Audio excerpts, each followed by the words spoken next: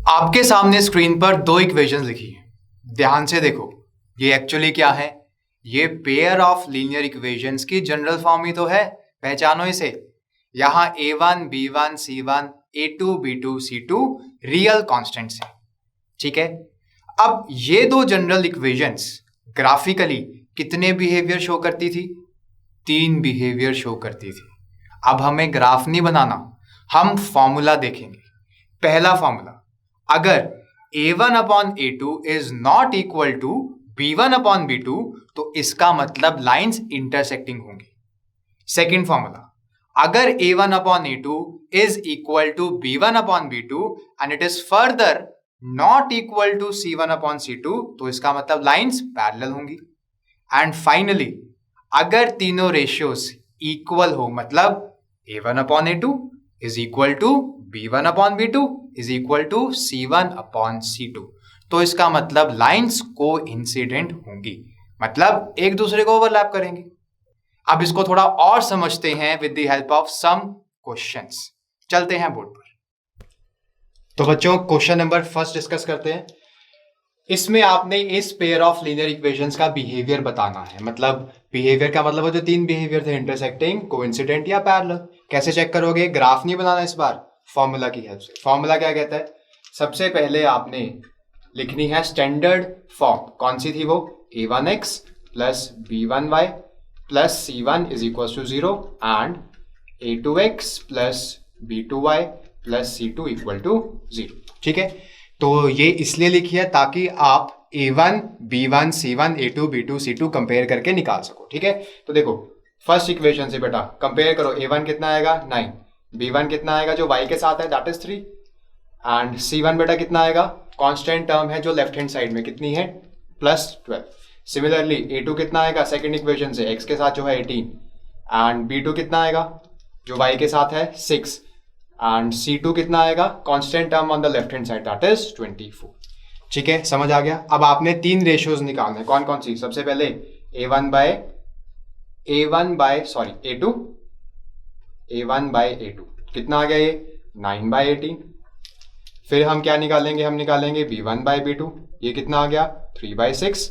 फिर हम निकालेंगे c1 बाय c2, ये कितना आ गया? 12/24। आई थिंक यार आंसर नजर आ जाना चाहिए। क्या हो रहा है? देखो a1 बाय a2 कितना है? 1/2। b1 बाय b2 ये भी कितना है? 1/2। एंड c1 बाय c2 ये भी कितना है? 1/2। तीनों रेशियोज इक्वल हैं 1/2 के, तो इसका मतलब a1 by a2 equals to b1 by b2 is equals to c1 by c2। तो ये कौन सा केस हुआ फॉर्मूले की हेल्प से? ये वो केस है जब आपकी लाइंस क्या होती हैं? कोइंसिडेंट, मतलब इनफाइनाइट मैनी सॉल्यूशंस। तो बिहेवियर में आपने यही लिखना है, these represents coincident lines mean they have infinite solutions. ठीक है, now question number 2। Question number 2 में वो क्या कह रहा है? Find which of the following pairs are consistent और इनकंसिस्टेंट। अब ये वर्ड पहली बार सुन रहे हैं, इनका मतलब क्या होता है? बड़ा आसान है। कंसिस्टेंट हम उस केस में बोलेंगे जब पेयर ऑफ लीनियर इक्वेशंस का सॉल्यूशन मिलेगा। सॉल्यूशन मिला तो कंसिस्टेंट, सॉल्यूशन नहीं मिला तो इनकंसिस्टेंट। फॉर एग्जांपल, इंटरसेक्टिंग के केस में सॉल्यूशन मिलता है, बिल्कुल एक सॉल्यूशन मिलता है, तो इंटरसेक्टिंग वाले केस को क्या बोलेंगे? कंसिस्टेंट। अब कोइंसिडेंट वाले केस में सॉल्यूशन मिलता है, भले ही इनफाइनाइट मिल रहे हों बट सॉल्यूशन तो मिलता है ना, तो उसको भी हम बोलेंगे कंसिस्टेंट। और पैरेलल वाले केस में कोई सॉल्यूशन नहीं मिलता तो उसको हम बोलेंगे इनकंसिस्टेंट। तो कंसिस्टेंट के 2 केसेस हैं, इंटरसेक्टिंग, कोइंसिडेंट। इसका एक ही केस है पैरेलल। ठीक है, तो मतलब ले दे के करना क्या है? यही फॉर्मूला लगा। ठीक है, तो चलो लगाते हैं। फर्स्ट पार्ट में a1 a2 b1 b2 c1 c2 की वैल्यू निकालें इस इक्वेशन से। पर आप ध्यान रखना, वैल्यूज निकालने के लिए सबसे पहले इनको स्टैंडर्ड फॉर्म में लिख लो, मतलब सब कुछ लेफ्ट हैंड साइड पे ले आओ। तो 2x minus 3y minus 8 equal to 0 and 4x minus 6y minus 9 equal to 0। तो कंपेयर जैसे ही करोगे तो बेटा a1 2 है। अब मैं सारा नहीं लिखूंगा, तेजी से करेंगे। a1 2 है, ये b1 माइनस 3 है, c1 माइनस 8 है, this is a2 4, b2 minus 6 and c2 is minus 9।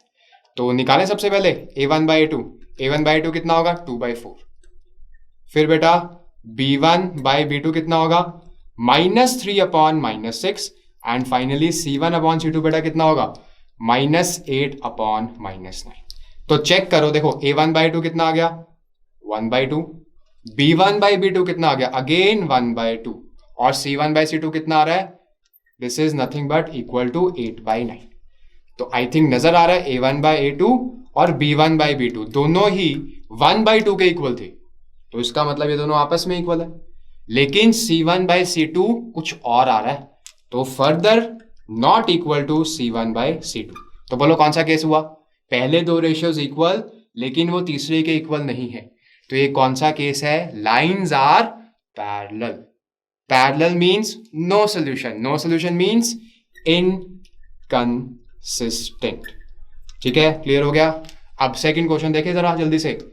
देखो सेकंड क्वेश्चन में सबसे पहले स्टैंडर्ड फॉर्म में लिखना है, -7 लेके आओगे इधर और इधर -40। ठीक है, तो a1/2 निकाले, a1/2 कितना आ जाएगा, अब ये ध्यान से करना 3/2 होल अपॉन 9।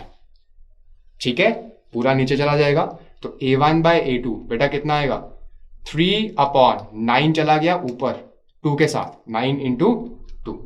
ठीक है, ये छोटी मोटी कैलकुलेशन है, इनका ध्यान रखा करो पेपर में। सिमिलरली बेटा b1/b2 कितना आएगा, b1 इज 5/3 अपॉन b2 कितना है बेटा, b2 इज -10। तो जब तुम सिंप्लीफाई करोगे तो b1/b2 कितना आ गया 5/3, ये ऊपर चला गया 3 × -10।